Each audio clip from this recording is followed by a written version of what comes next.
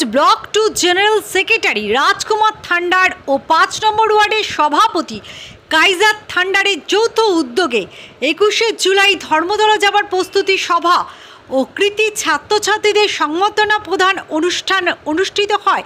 এই বিশেষ অনুষ্ঠানে উপস্থিত ছিলেন ডায়মন্ড হাবড়ার সাংগঠনিক জেলা তৃণমূল কংগ্রেস সভাপতি সুভাষিস চক্রবর্তী, যাদবপুর ডায়মন্ড হাবড়া সাংগঠনিক জেলা যুবক তৃণমূল কংগ্রেস সভাপতি কৌশিক রায়, যাদবপুর ডায়মন্ড হাবড়া সাংগঠনিক জেলা আইএনটিটিউসির সভাপতি শক্তিপদ মণ্ডল, মেটিয়াব্রুজ বিধায়ক হাজি আব্দুল খালেক মোল্লা, মেটিয়াব্রুজ ব্লক 2 এর সভাপতি সুমন রায়চৌধুরী, পৌর প্রতিনিধি আবু তারেফ মোল্লা, মোস্তাফ আহমেদ, রহসান আলী মণ্ডল, সত্যেন্দ্র সিং, রাজকুমার থান্ডার সহ 5 নম্বর ওয়ার্ডের সমস্ত সদস্যরা।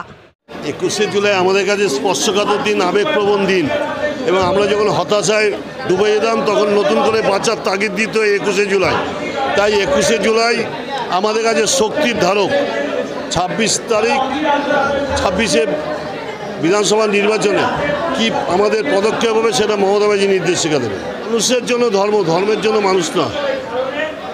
যে আমাদের আজকের যে কৃতি ছাত্রছাত্রীদের সংবর্ধনা, এটা আমাদের যে ওয়ার্ডের প্রতিনিধি আমাদের কাউন্সিলরের ছেলে রাজকুমার থান্ডার যথেষ্ট পরিশ্রম করেছে। এর জন্য প্রোগ্রামটা আমাদের আজকে সাকসেস। আর যে আমরা এই প্রোগ্রামটা করেছি, আগামী দিন আমাদের যে ওয়ার্ডের ছেলে মেয়েরা আছে তারা আরও ভালো পড়াশোনা করুক, ভালো জায়গায় পৌঁছাক। এর জন্য এবারে প্রচুর লোক হবে, কেন এটা আমাদের অভিষেক ব্যানার্জি নিজে দায়িত্ব নিয়ে বলেছে আমাদের বিষ্ণুপুর যে রেকর্ড ভিড় হবে, নিজে বলেছে।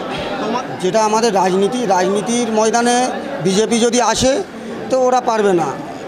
আমাদের যে এমপি আমাদের মমতা ব্যানার্জি যে কাজের মাধ্যমে যে রাজনীতি করছে, বিজেপি ওর মাধ্যমে যদি আসে হবে না। আমরা আমাদের মতন রাজনীতি চলবে না, কেন বিজেপি ধর্মের রাজনীতি করে আর এসএফআই ধর্মের রাজনীতি করে। আমাদের টিএমসি যে আমাদের নেত্রী মমতা ব্যানার্জি, আমরা ধর্মের সব একসঙ্গে মিলেমিশে আমরা যা করি বাংলার মধ্যে। সভাপতি হওয়ার মধ্যে এটা না, আমার সঙ্গে আমার কাউন্সিলরের ছেলে রাজকুমার আছে, এ সব কাজ করছে। আমাদের ওয়ার্ডটা পুরো সাজিয়ে দিয়েছে, মানে রাজকুমার থান্ডারের নেতৃত্বেই সেজেছে। আমার সঙ্গে আছে, আমাদের একটা টিম আছে, টিম অভিষেক ব্যানার্জি আমরা করি। আর সুমন রায়চৌধুরী আমাদের রাজনীতিক অভিভাবক, ওনার নেতৃত্বে আমরা কাজটা করি। প্রতি বছর 21শে জুলাই আমরা নতুন কিছু না কিছু চমক দেখি। তো শুধু 26-এর ইলেকশন বলে কথা না, 21শে জুলাইটা আমাদের প্রতিজ্ঞাবদ্ধ।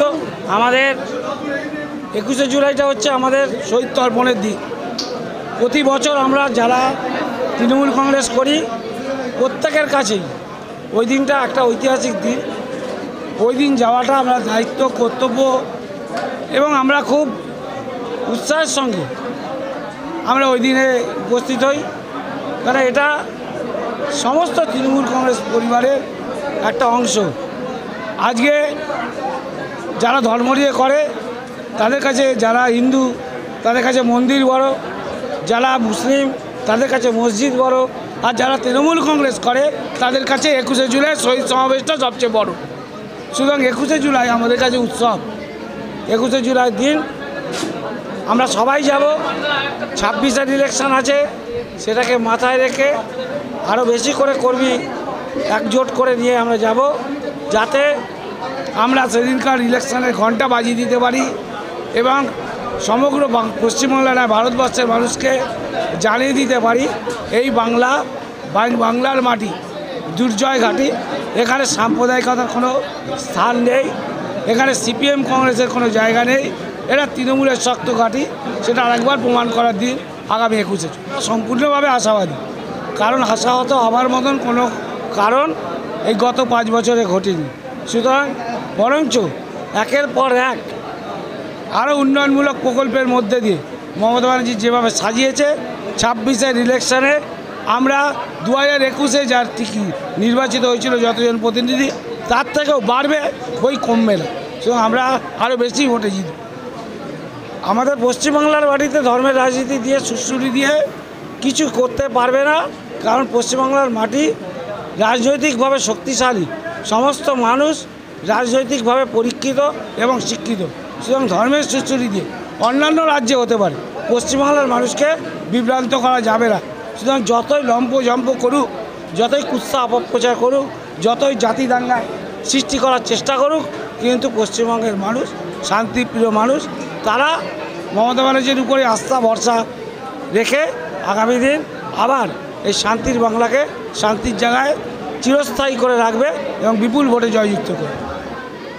আসলে আজকে সভাটা আমাদের 21শে জুলাইয়ের প্রস্তুতি সভা ছিল, যার উদ্দেশ্যই ছিল আগামী যত সভা হয়েছে ধর্মতলার বুকে এই সভা সমস্ত রেকর্ডকে এবারে ছাপিয়ে দেবে, তার প্রস্তুতি সভা প্রতিটা ব্লকে আমরা পালন করছি এবং আমরা এবারে দেখিয়ে দেবো যে কুৎসা রটনার জবাব আমরা ভালোবাসা দিয়ে আমাদের নেত্রী মমতা ব্যানার্জি যে জনকল্যাণমুখী প্রকল্প উন্নয়নের আমরা যে কাজগুলো করেছি সেইগুলো নিয়ে আগামী 26 ইলেকশানে আমরা ঝাঁপাবো এবং সমস্ত রেকর্ড ছাপিয়ে 26 ইলেকশন আমরা ব্যাপক হারে সিট বার করে আমরা পুনরায় আবার চতুর্থবার মমতা ব্যানার্জিকে আসনে বসাবো।